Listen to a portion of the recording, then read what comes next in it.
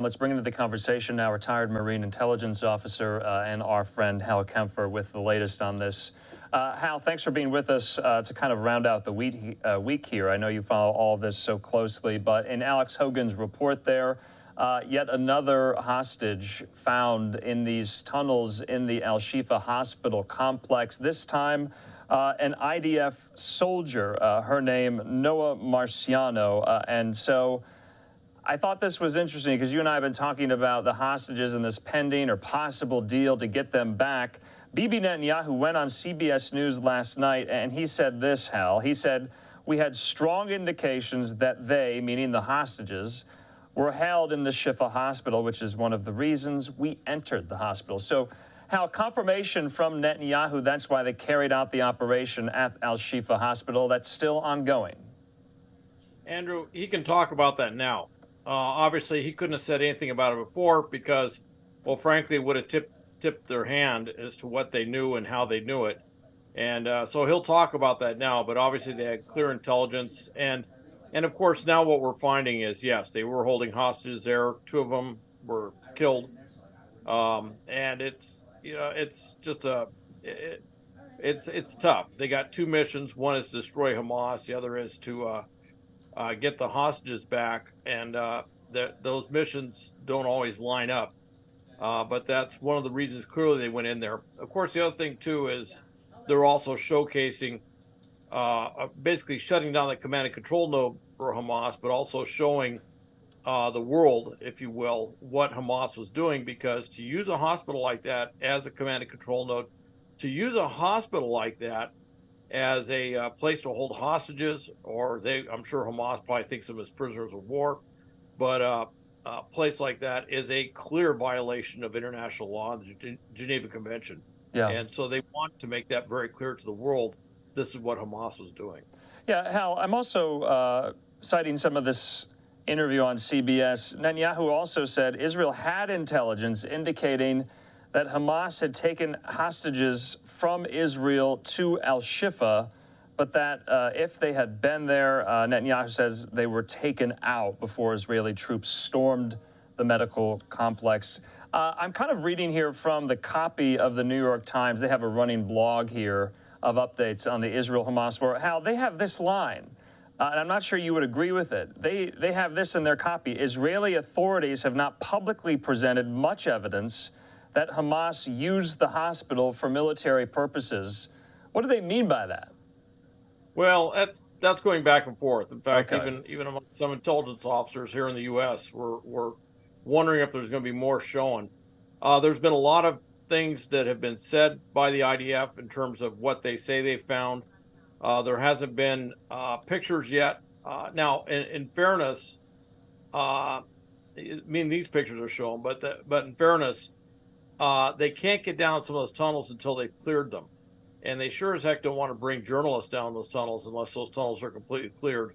And I think there is a reasonable concern that those tunnels, certainly at this point, have all been booby-trapped, maybe set to have some sort of detonation underground at a certain time frame or something like that.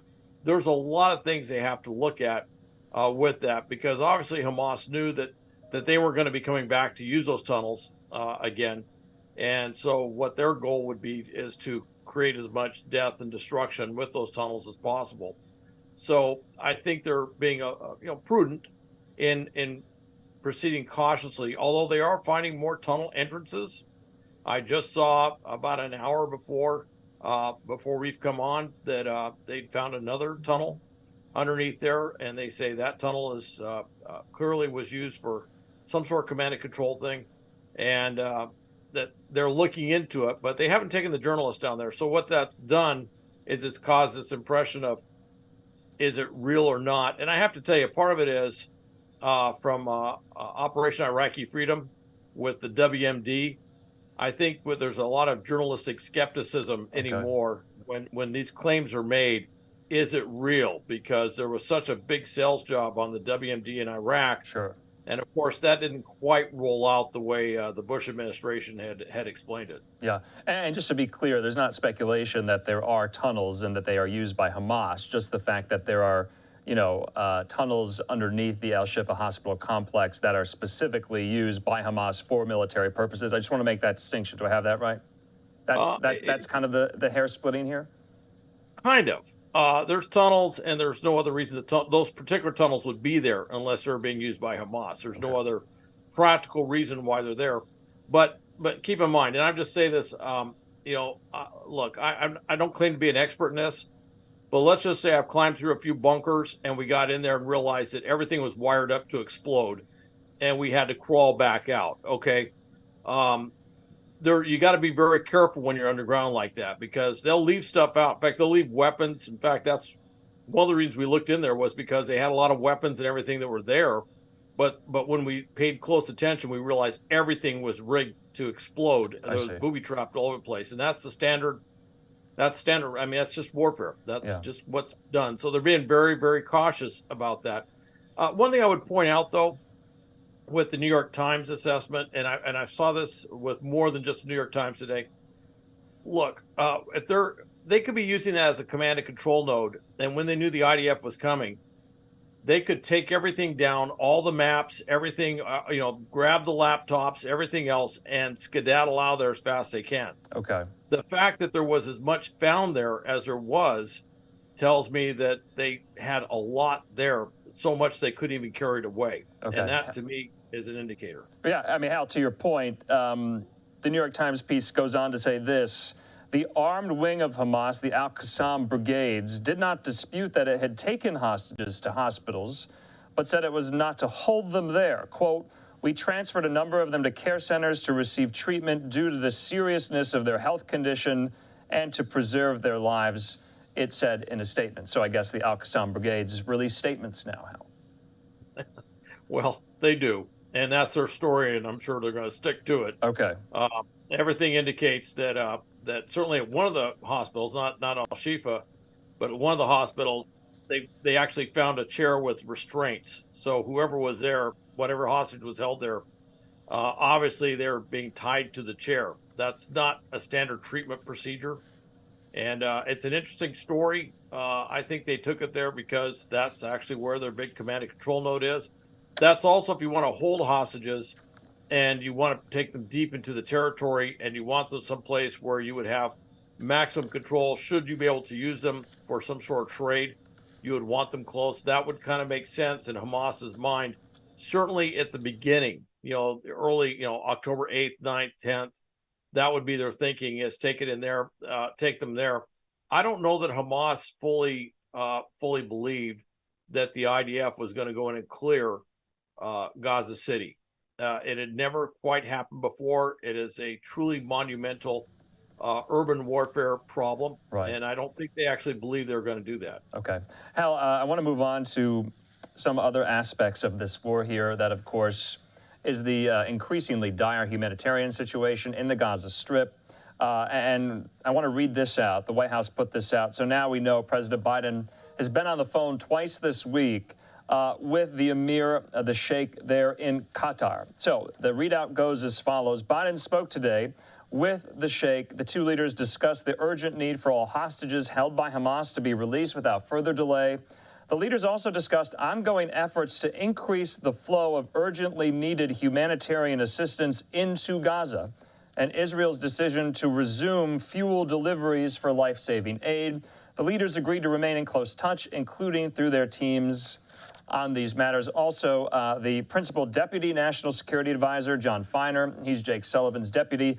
He had a call today with the head of the UN Relief and Works Agency for Palestine refugees also on the humanitarian situation in Gaza. So, Hal, just this time last week, we were talking about these pauses daily, 4 hours a day for 3 hours. 4 hours a day, daily pauses there. Are they still in place? And if so, what's the holdup with getting some of this aid in?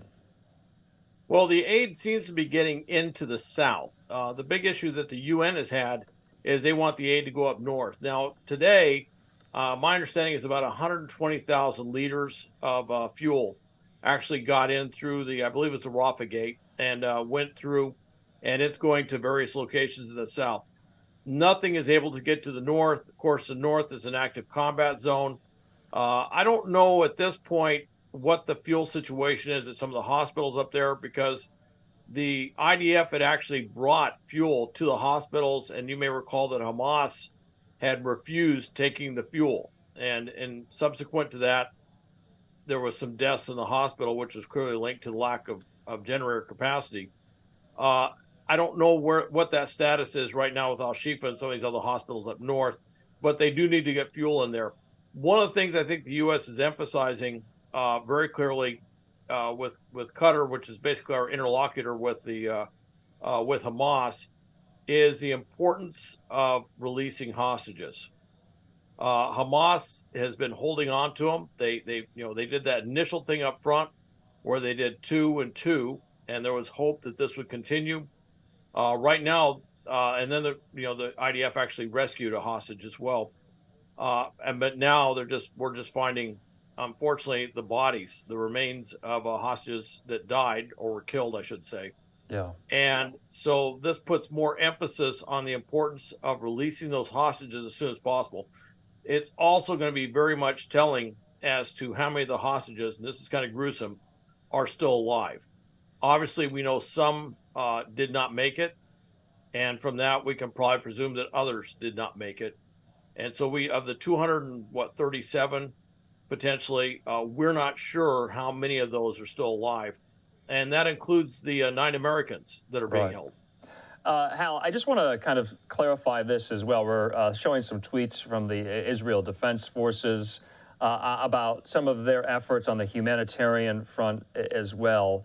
But throughout the duration of this, Hal, the return of hostages has never been linked or tied to the humanitarian aid question. Now that early on was somewhat on the table, but they've never been linked. This is day 42. Do I have that right?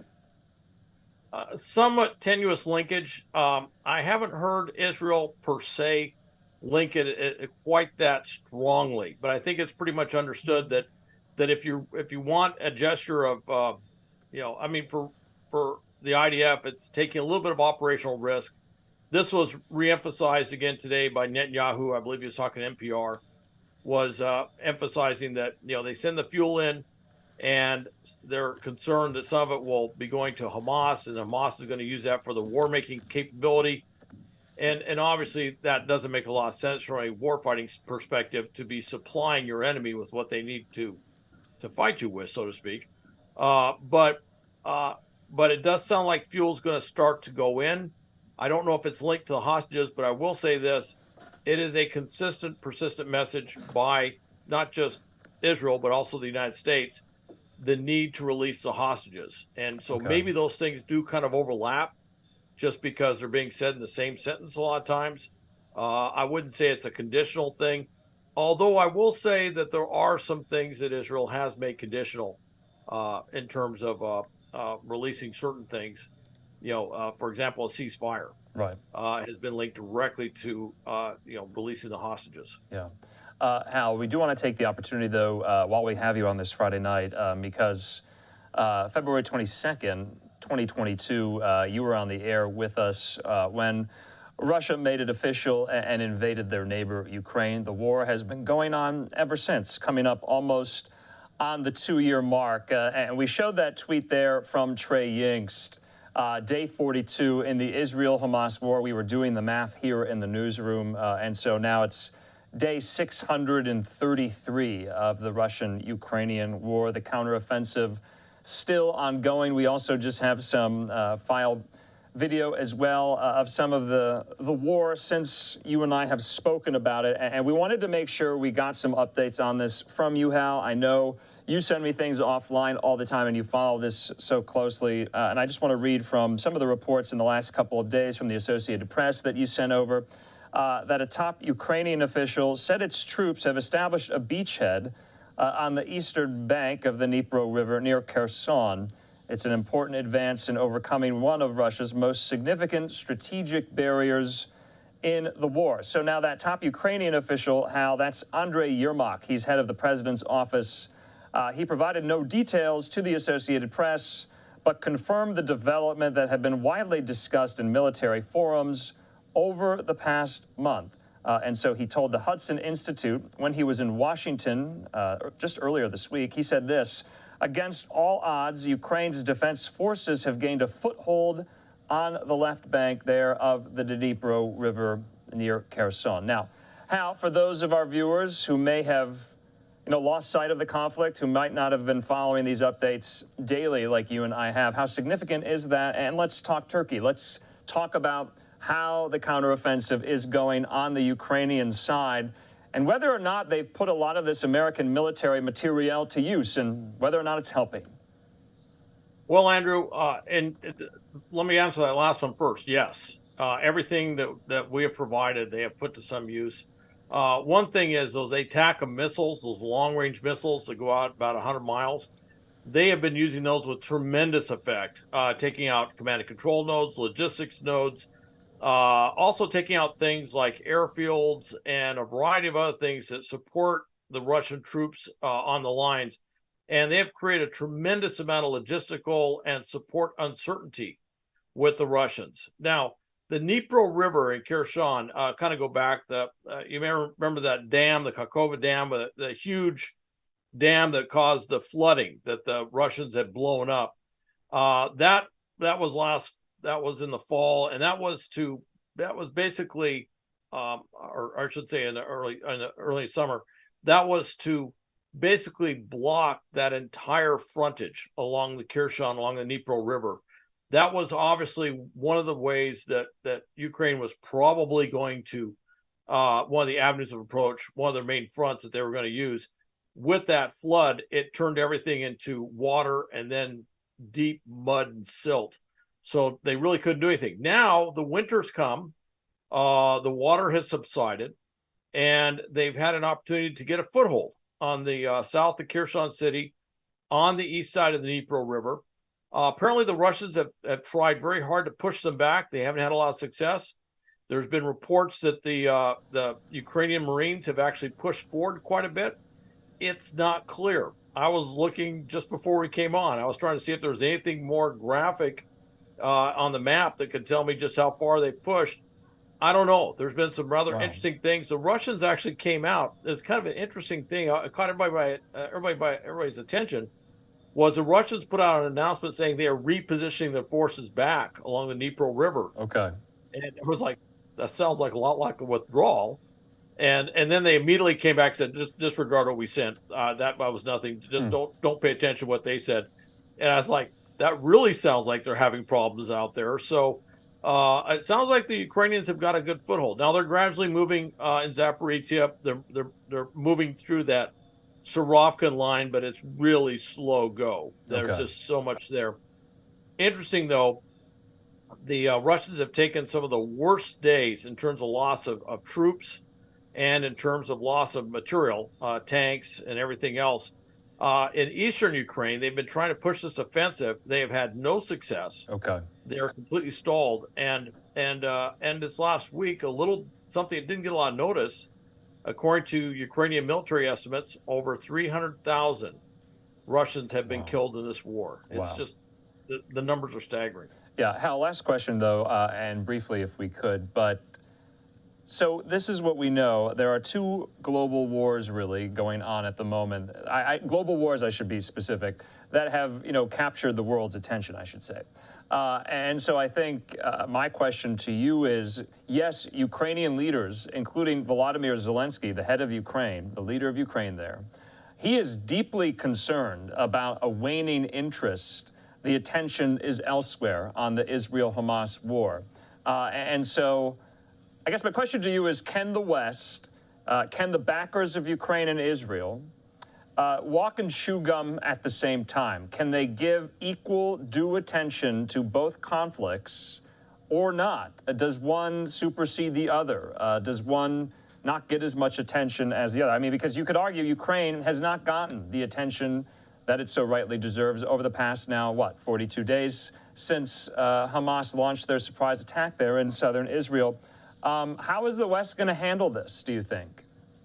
I honestly don't know. I will say that the European Union and the rest of NATO seems to be stepping up to fill the void. As you know, Congress is kind of stuck right now. They have not passed a bill to to re-up funding for Ukraine, and President Zelensky has also said that particularly artillery, but other ammunition, arms that they had expected to receive, they think was diverted to support Israel with its war, and so they're already starting to see that logistics strain, if you will, from the West.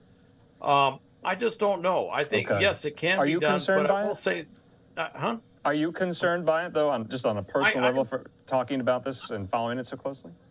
I am concerned that Congress may stall out and not get this done, and they need to do it very, very soon, because that flow of ammunition and everything else is starting to dwindle noticeably.